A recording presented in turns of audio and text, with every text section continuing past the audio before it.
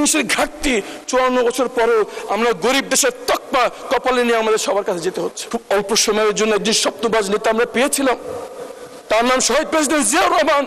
তিনি সারা বাংলাদেশের জাতিকে স্বপ্ন দেখিয়েছিলেন যে আমরা আয়তনে ছোট হতে পারি, অর্থনৈতিকভাবে দুর্বল হতে পারি, কিন্তু আমাদের স্বপ্ন একদিন বিশ্ব ব্রহ্মাণ্ডে আমাদেরকে মাথা উঁচু করে দাঁড়াবে। সম্মানিত অর্থমন্ত্রী যখন বাজেট পেশ করছিলেন তখন আমি দম বন্ধ করে অপেক্ষা ছিলাম যে হয়তো এখনই গুমের ভুক্তভোগী পরিবারদের জন্য পুনর্বাসন এবং তাদের ক্ষতিপূরণের জন্য একটি অর্থ বরাদ্দের ঘোষণা উনি দিবেন।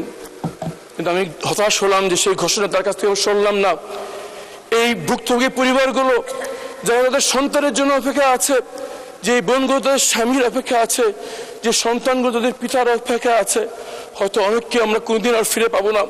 কিন্তু এই পরিবারগুলোকে আর কতদিন আমরা অপেক্ষা রাখবো?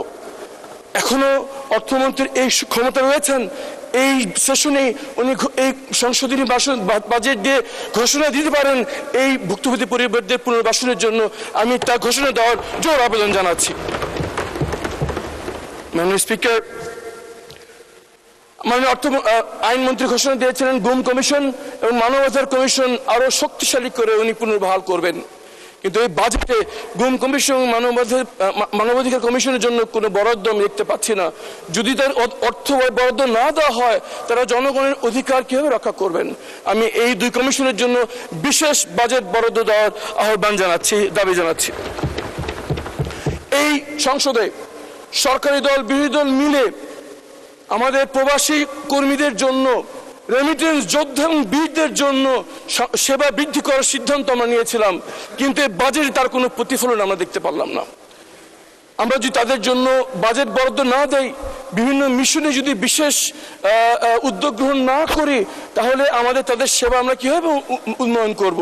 আমি আহ্বান জানাচ্ছি অবিলম্বে যেন সংসদে বাজেট এনে আমাদের রেমিটেন্স বীরদের জন্য বিশেষ অর্থ বরাদ্দ দেওয়া হয়, যাতে সেই সব মিশন থেকে তাদের অ্যাডভান্স কেয়ার এবং অ্যাডভান্স সার্ভিস আমরা দিতে পারি।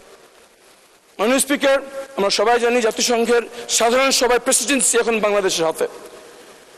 জাতিসংঘের শরণার্থী সভার রিভাই কমিটির প্রেসিডেন্সিও এখন বাংলাদেশের হাতে। এই দুটো গুরুত্বপূর্ণ পদে বাংলাদেশ আসীন রয়েছে।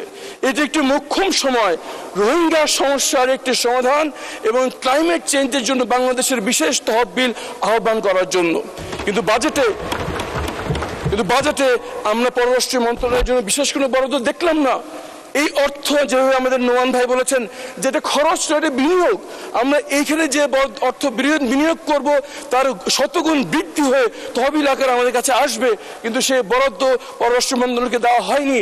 পররাষ্ট্র মন্ত্রণালয় অবিলম্বে পিআর ফার্ম এনগেজ করা দরকার, বিভিন্ন ক্যাপিটালে লবিস্ট ফার্ম নিয়োগ করা দরকার। রোহিঙ্গা ইস্যুতে, ক্লাইমেট ইস্যুতে বাংলাদেশের জন্য বিশেষ তহবিল আনার জন্য এই বাজেটে যদি সেই ব্যবস্থা না রাখা হয়, তারা এই কাজগুলো কিভাবে করে? মাননীয় স্পিকার, আমরা 54 বছর ধরে স্বাধীন।